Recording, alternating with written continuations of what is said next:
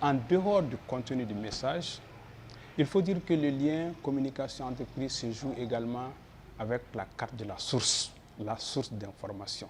La question est celle-ci. Qui pour diffuser nos messages? Qui pour passer sur les médias et diffuser nos messages? Elle est d'autant plus importante que quand on parle de médias, on parle de public étendu, hétérogène, varié, qu'on ne maîtrise pas. Un public qu'on ne maîtrise pas, donc ce n'est pas n'importe qui peut faire passer un message devant un public vaste et hétérogène. C'est pourquoi la question de la source se pose avec beaucoup d'acuité.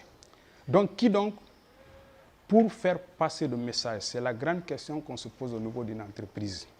Et la réponse, elle passe par un certain nombre de critères qu'une personne ou un groupe de personnes doivent normalement satisfaire pour pouvoir être considéré comme source fiable. Le premier atout qu'il faut avoir, la première qualité qu'il faut avoir, c'est la notoriété, c'est-à-dire la popularité. On le voit souvent à l'ORTM et sur les autres chaînes de façon générale.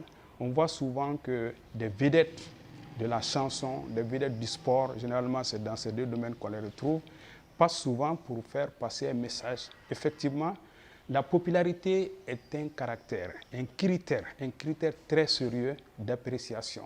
Quelqu'un qui est populaire, c'est quelqu'un qui a beaucoup de personnes derrière lui.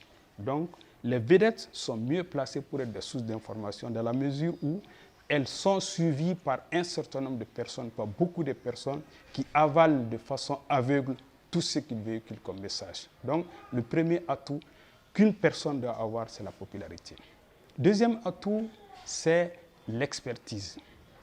Appartiennent à cette catégorie toutes les personnalités qui, de par leur fonction, leur étude, leur instruction et leur niveau de culture, sont aptes à parler de notre produit de façon aisée et avec une certaine certitude.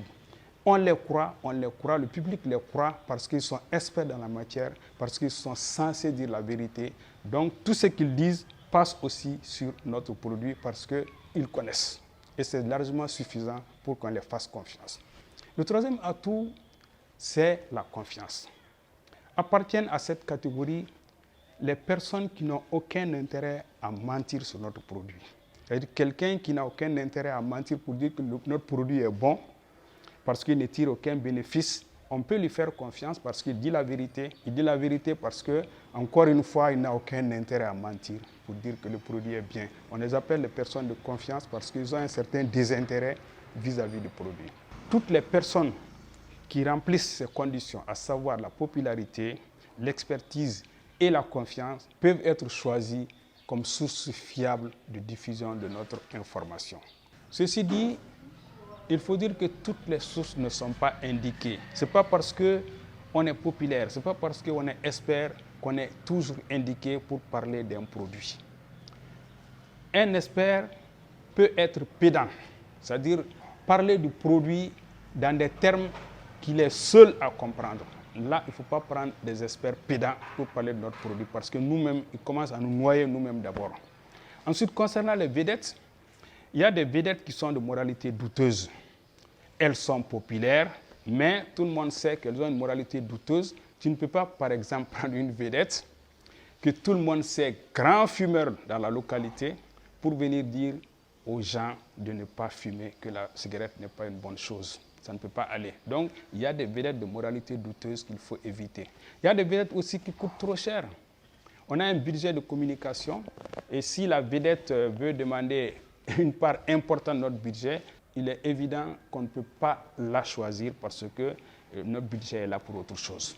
Donc, il y a des types de vedettes et des types d'experts qu'il faut éviter, c'est ce que nous voulons souligner. Mais de façon générale, encore une fois, pour que quelqu'un soit une bonne source, il faudrait qu'il remplisse l'un de ces critères ou plusieurs de ces critères.